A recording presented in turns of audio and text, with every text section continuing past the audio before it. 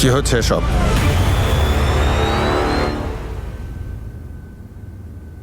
ভেবে নিয়েছি। ওয়াও বাবা, আপনি না সবসময়ের মতন আজও কারেক্ট টাইমে এসেছেন। আপনি জিজ্ঞেস করছেন এখানে কি হচ্ছে? আরে বীরের মতন ছেলে যে বাড়িতে আছে সে বাড়িতে আর কি বা হতে পারে। তবে এরকম একটা অপদার্থকে জন্ম দেওয়ার জন্য আপনাকে তো শাস্তি পেতেই হবে। চলো অমৃত, একটা চড় মারো তোমার পূজনীয় বাবাকে। জেসমিন! জেসমিন, মাথা খারাপ হয়ে গেছে? যা খুশি বলছিস, ঠিক করে কথা বল। আরে আমি একদম ঠিক আছি, আর আজকে আমাকে যেরকম দেখছেন এটা আপনারাই তৈরি করেছেন। চলো অমৃত, তাড়াতাড়ি এবার তোমার বাবাকে চড়টা মারো তো, আমিও একটু দেখি যে যতটা মজা আমাকে অপমান করার সময় তোমরা পাচ্ছিলে ঠিক ততটা মজা বাবাকে অপমান করার সময়ও পাবে।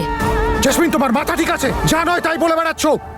আর তোমার কি মনে হয় যে অমৃত বাবার গায়ে হাত তুলবে তার আগে অমৃত নিজেকে শেষ করে দেবে? কি? অমৃত? আরে তোমার দাদা আমাকে সব কি বলছে? তুমি প্রাণও দিতে পারো?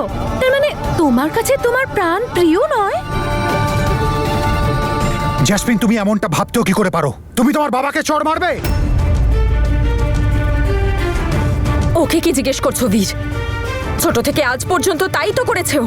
নিজের কুকর্ম দ্বারা বাবার গালে চড়ই তো মেরেছে। ও হ্যালো, তোরাই তো আমাকে বলেছিলিস যে যেমনটা তুই বলবি তেমনটাই আমরা করব। তাহলে কর এবার।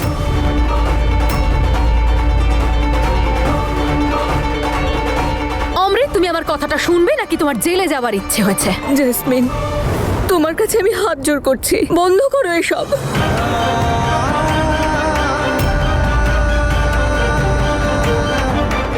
এই দেখো দিদি, আজ তো এই মেয়েটা ওর সব সীমা অতিক্রম করেছে। তোকে তো আমি তোমার মাথা ঠিক আছে তো? সবাই চুপ করো, একদম চুপ। আমি যেদিন তোর শর্ত মেনেছিলাম আমি ভেবে নিয়েছিলাম যে নিজের সম্মান বিক্রি করে দিচ্ছি। যে মানুষ নিজের বাবা মা স্ত্রী সন্তানের মাথার ছাতা হয়ে থাকতে পারে না সে নিজের সম্মান কি বাঁচাবে? নে বল, কার থাপ্পড় খেতে হবে আমাকে? বাবা বাবা বাবা, কি বলছেন আপনি? ওর তো মাথা ঠিক নেই, কিন্তু আপনি ওর শোন মা কথায়- তনু, তুই ওর জন্য নিজের মনকে ছোট করিস না। ওর থেকে আর কি বা আশা করা যায়? আমি জানতাম তুই এই বাড়িতে এলে এই সবই করবি। অমৃত, নে মার আমায়। বাবা, কি বললাম, মারবি তো? কি বলছি তোকে, মার আমাকে। ওনার গালে চড় মারার আগে তোকে আমার গালে চড় মারতে হবে। অমৃত, মার আমাকে। অমৃত, অমৃত! মার আমায়। এই অমৃত, সরে যাও সবাই। অমৃত, আমার কথা শোন। অমৃত, মার আমাকে আর কাজটা শেষ কর। অমৃত তোর জীবনের থেকে বড় কিচ্ছু নয়। আমি আগেই অর্ধেক বাড়ি ওর নামে করে দিয়েছি, আর তুই তোর পুরো জীবন নষ্ট করেছিস ওকে বিয়ে করে। তাহলে আমার আর সম্মান কিসের? আমায় মারলে আমার সম্মান আর কিছু কমবে না। নে মার। আমি তোমাকে মারতে পারবো না বাবা, আমি এত বড় পাপ করতে পারবো না। তার আগে আমি নিজেকে শেষ করে দেবো। নে অমৃত, মার। এক্সকিউজ মি গাইস, তাড়াতাড়ি করো অমৃত, আমার কাছে কিন্তু সময় খুব কম। জেসমিন প্লিজ, আমাকে অন্য যে কোনো কাজ আমি বলো। ঠিক 5 পর্যন্ত গুনবো। মার। মার আমায় আর কাজ শেষ কর। 2, শুনতে পাসনি তুই? মার আমাকে। 3, নে মার আর কাজটা শেষ কর। 4, কি বলছি তোকে, মার আমাকে। মার আমাকে আর কাজটা শেষ কর। মার আমাকে। মার, বাবা। মার। বাবা আমাকে মার, বাবা, মার আমাকে। কি করছো?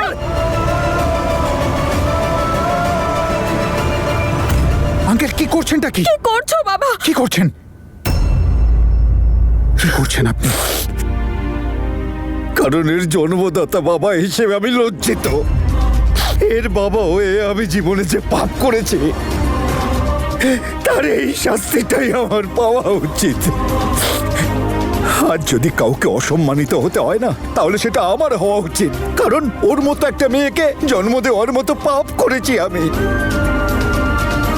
তাই আজ যদি কেউ অপমানিত হয় তাহলে ওর বাবাকেই হতে হবে। কারণ মেয়েটাই এই রকমই। আর এর এইরকম আচরণ দেখার আগে আমি শেষ হয়ে গেলাম না কেন? আমি তো এখানে তনুর খবর নিতে এসেছিলাম, কিন্তু আমি জানতাম না যে এখানে এইরকম অসভ্য আচরণ শুরু করে দিয়েছে। বাবা না, বাবা, তোকে আমি বাবা, সাইকেলে করে ফেলবো। না বাবা না, চোর তো ওর গালে পড়া উচিত বাবা। আর তখনই পড়া উচিত ছিল যখন ছোটবেলায় ওই সব কাণ্ড করতো। কিন্তু না, তখন হয় আমি না হয় মা ওর কুকর্মগুলোকে ঢেকে রাখতাম, আর তুমি ছেলে মানুষ ভেবে ক্ষমা করে দিতে। যদি তখন ওকে চড় মারা হতো তাহলে আজ এই দিনটা দেখতে হতো না। তোকে যখন আমি দেখি না জেসমিন, তখন তোর জন্য আমার মুখ থেকে শুধু যেন অভিশাপ বেরোতে চায়, অভিশাপ। সারা জীবন তুই ভালোবাসা আর সম্মানের জন্য কষ্ট পাবি। সারা জীবন তুই একটুখানি শান্তির জন্য ছটফট ছটফট করবি জেসমিন, জেনে রাখ।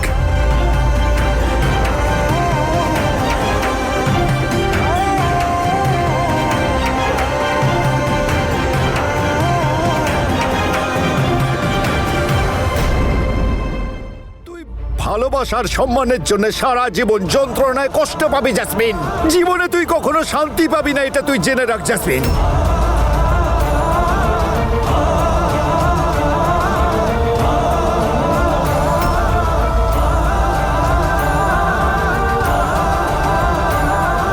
জীবনে কোনোদিন শান্তি পাবি না তুই। বাবা শান্ত হও।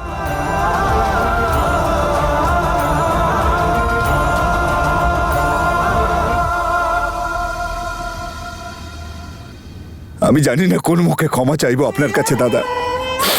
এইরকম অসভ্য মেয়েকে জন্ম দেওয়ার আগে আমার শেষ হয়ে যাওয়া উচিত ছিল। যদি আপনি পারেন তো তাহলে অসহায় বাবাটাকে ক্ষমা করে দেবেন।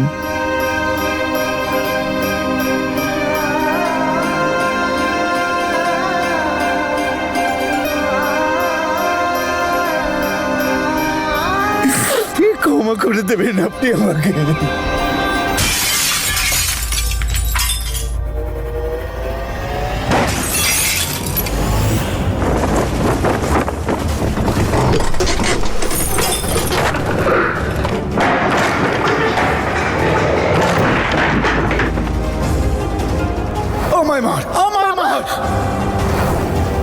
জীবনে তুই কখনো শান্তি পাবি না, এটা তুই জেনে রাখ জেসমিন। এই আমি তোকে বলে দিলাম।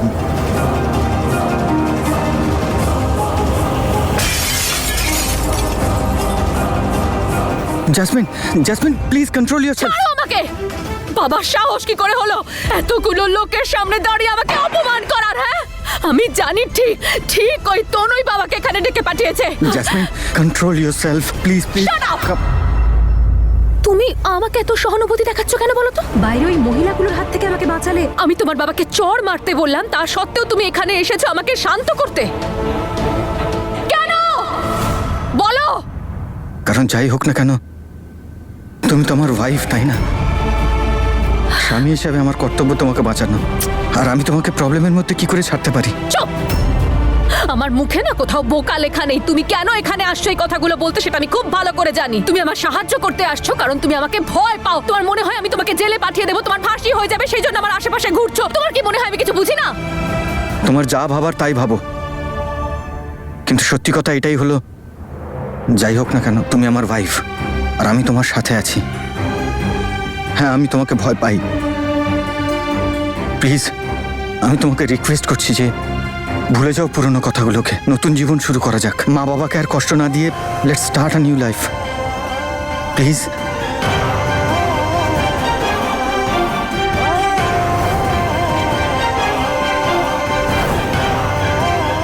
জাসমিন! না, কোনো নতুন জীবন শুরু করতে চাই না আমি। আমি আমার প্রতিশোধ নিতে চাই। আমি কিছুতেই ভুলতে পারবো না সেই পুরনো কথাগুলো। তুমি বেরো এখান থেকে, বেরো এখান থেকে।